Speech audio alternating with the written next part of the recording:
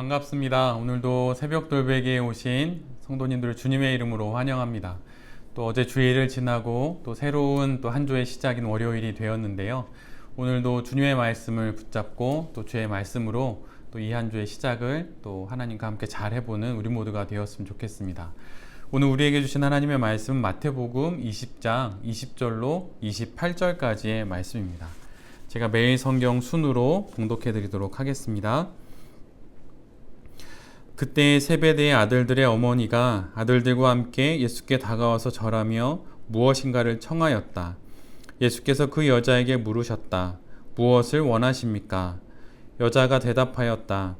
나의 이 두 아들을 선생님의 나라에서 하나는 선생님의 오른쪽에 하나는 선생님의 왼쪽에 앉게 해 주십시오. 예수께서 대답하셨다. 너희는 너희가 구하는 것이 무엇인지도 모르고 있다. 내가 마시려는 잔을 너희가 마실 수 있겠느냐? 그들이 대답하였다. 마실 수 있습니다.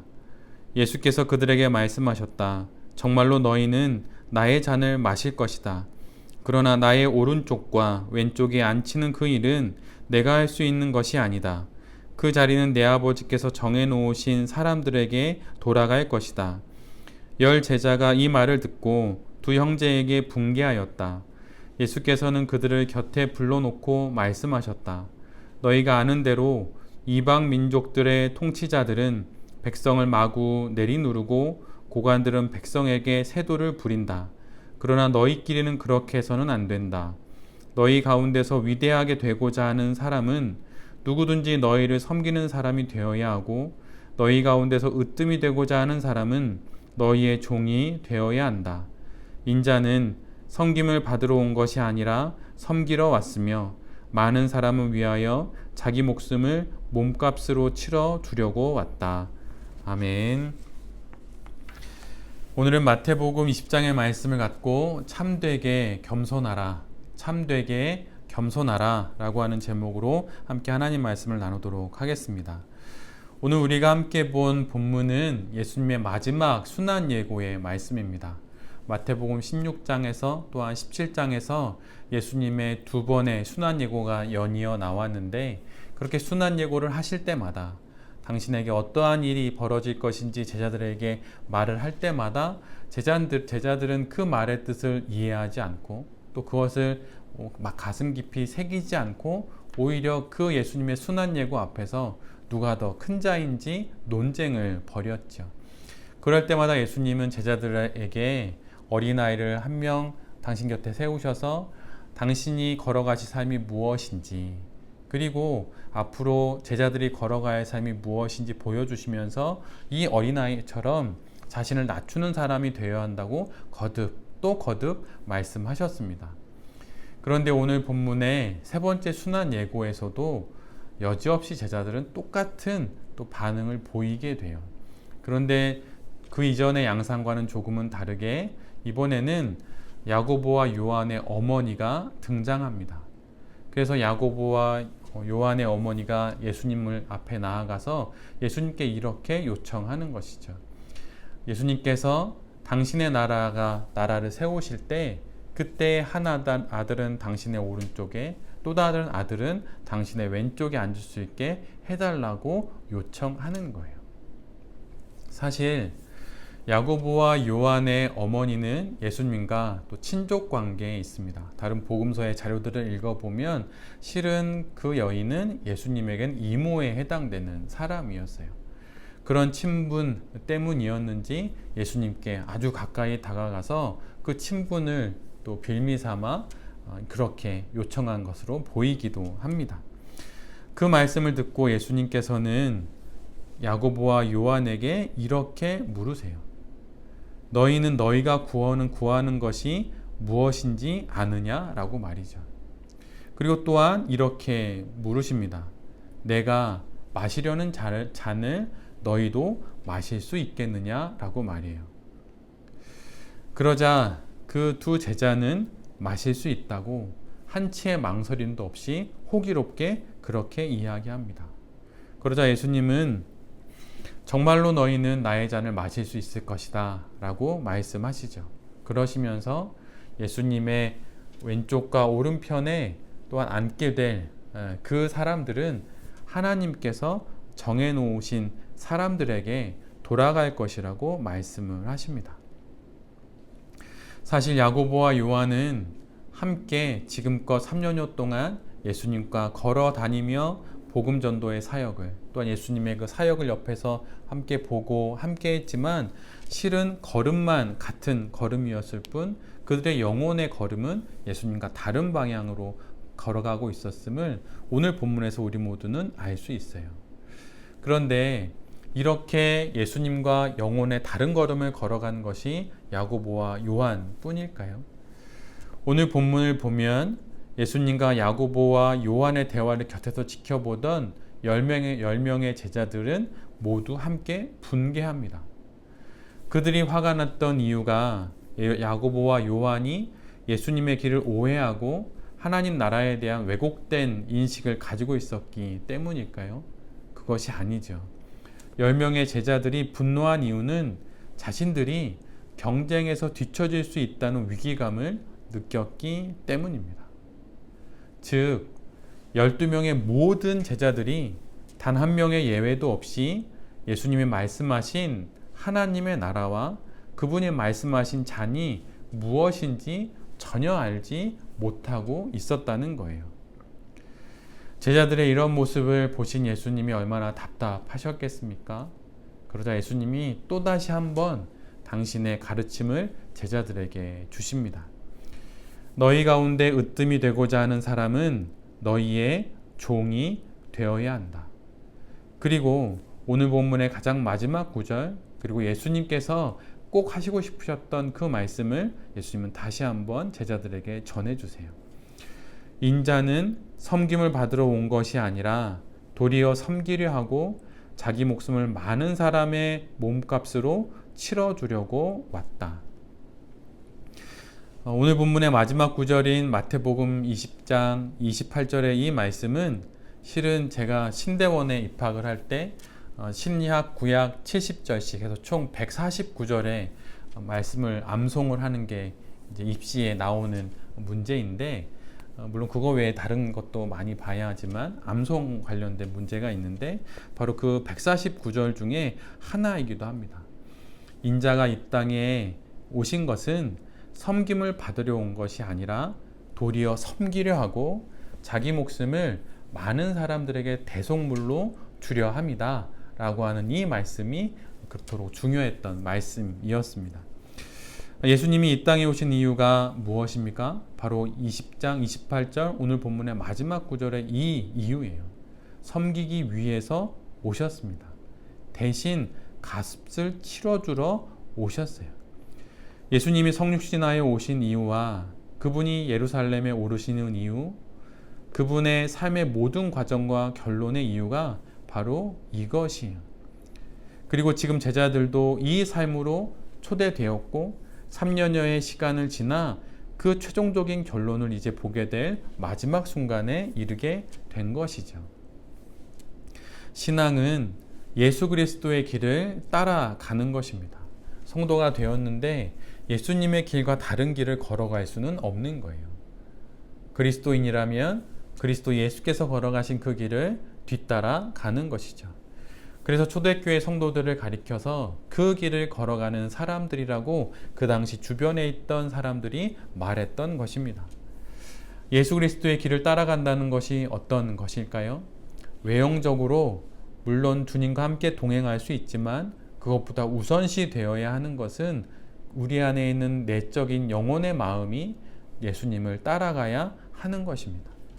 실은 우리는 예수님과 똑같은 삶을 복사하고 카피해서 살 수는 없어요. 우리는 현대에 살고 있고 또한 여성이기도 하고 한 가정의 가장이고 직업을 따로 가지고 있기도 합니다. 2000년 전 예수님의 삶을 외형적으로 그대로 복사하여 살 수는 없지요. 물론 이렇게 제가 말씀드리는 것은 우리는 다른 시대, 다른 조건, 다른 상황 속에 있으니 적당히 예수님을 따라가는 그 삶을 피해갈 수 있는 그런 핑계를 삼기 위함은 아닙니다. 하나님께서 나를 이 땅에 나로 보내신 이유는 내 모습 이대로 예수 그리스도께서 보여주신 그 삶을 하늘나라를 향해 나로서 쫓아가는 그 삶을 살아가라고 우리를 이 땅에 보내신 거예요. 그렇다면 그 삶의 특징이 무엇이겠습니까? 이 특징은 2000년 전 예수 그리스도의 삶의 모습이나 지금 우리의 삶의 모습이나 동일한 특징입니다. 그것이 오늘 본문은 바로 겸손과 섬김이라고 말하고 있어요. 그런데 이 겸손과 섬김은 우리가 알고 있는 도덕적이고 윤리적인 겸손과 섬김을 넘어섭니다. 성경에 나오는 모든 표현들은 우리가 알고 있는 본래적인 의미, 그것을 넘어서는 의미를 담고 성경에 기록되어 있어요. 구약에서 겸손은 여러 단어로 설명이 되는데 그 단어들은 전부 고난이나 또 시련이나 가난이나 허약함이나 수치나 낮아짐 등의 의미로 쓰여지게 됩니다. 겸손이 그런 의미를 포함하고 있다는 거예요. 또한 그 겸손의 의미에는 온유함의 의미도 포함되어 있습니다. 즉 겸손한 사람만이 온유할 수 있다고 하는 거예요. 겸손은 외적인 자세의 낮춤을 넘어서서 온유한 성품을 의미하기도 합니다. 또한 예수님도 온유와 겸손을 거의 같은 의미로 사용하시기도 하셨어요. 그것이 마태복음 11장 28절로 30절의 말씀입니다. 그 중에서 29절 말씀만 읽어드리면 나는 마음이 온유하고 겸손하니 내 멍에를 메고 나한테 배워라. 그리하면 너희는 마음의 쉼을 얻을 것이다. 수고하고 무거운 짐진 자들에 관련된 말씀 속에서 예수님께서 이렇게 말씀하세요. 당신은 마음이 온유하고 겸손하다고. 그래서 겸손과 온유를 같은 의미로 전해 주십니다. 신약으로 넘어오면 신약에서는 겸손을 자신에 대해서 수수한 의견을 가지고 있다는 뜻으로 말하고 있어요. 그러니까 자신에 대해서 막 드러내는 것이 아니라 수수하게 그냥 있는 그대로의 모습을 드러내는 것을 신약에서는 겸손의 의미로 나타내고 있습니다. 또한 동사로 또 쓰일 때가 있는데 그때는 자신을 매우 낮춰서 표현하거나 낮은 자리로 찾아가는 것, 낮은 자리에 앉는 것, 그것을 또한 겸손이라고 말하고 있습니다.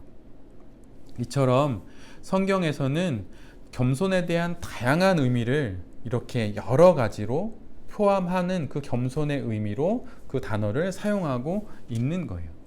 그런데 이 단어들을 곱씹어 생각하다 보면 성경에서의 이런 전체적인 겸손의 표현을 통해서 우리가 알게 되는 것은 겸손은 일부러 자세를 낮추거나 내적으로 무력한 정서, 그냥 나약한 정서를 갖는 것이 아니라 오히려 매우 단단한 성품에 가깝다는 것을 알게 돼요.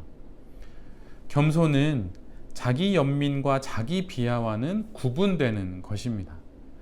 자기 연민과 자기 비하는 자기의 연약함에 대한 스스로의 절망과 불만을 숨기는 교묘한 외적인 태도예요. 내적으로는 절망하고 있고 또한 내적으로 불만에 쌓여 있고 내적으로 불안한데 그것을 겉으로는 겸손이라고 하는 것처럼 나타내지만 실은 자기 연민과 자기 비하가 그냥 그렇게 포장돼서 나오는 것이죠. 이것은 때로는 겸손으로 오해되기도 하지만 이것은 성경이 말하는 겸손은 아닙니다. 성경은 매우 단단하고 온화한 성품을 말해요. 바로 이 단단한 성품, 바로 이 온화한 성품 속에서 나오는 것이 바로 섬김입니다. 겸손에서 섬김이 나오는 것이에요. 겸손은 바로 이러한 모습 속에서 하나님께서 우리에게 요구하시는 거예요. 겸손을 달리 말하면 또한 겸손은 하나님을 향하는 그러한 삶 속에서 나오는 거라고도 할 수 있습니다. 하나님을 향할 때 우리는 성경에서 말하는 앞에서 말씀드렸던 겸손의 모든 마음들을 가질 수밖에 없어요. 그러기에 하나님을 향하고 하나님 앞에 설 때 우리 모두는 참으로 겸손하게 되죠. 그리고 그런 모습 속에서 이 땅을 향한 섬김이 나오게 되는 것입니다. 지금 제자들의 마음은 온통 세상의 높은 자리에 그들의 마음이 가 있어요. 예수님이 그곳에 오르시면 그 왼편과 오른편에 자신의 자리가 준비되어 있고 이 땅을 통치하는 분봉왕들처럼 그렇게 하나님의 나라를 분할받아서 다스릴 생각으로 가득합니다. 지금 제자들의 마음은 하나님 앞에 있지 않아요. 그러기에 그들은 겸손하지 않고 그 겸손이 없기에 섬김의 마음도 섬김의 행동도 나올 수가 없게 되는 것이죠. 그런데 예수님은 제자들의 그러한 행동에도 불구하고 늘 언제나 한결같이 겸손과 또한 섬김의 삶으로 일관되게 여기까지 걸어오고 계십니다.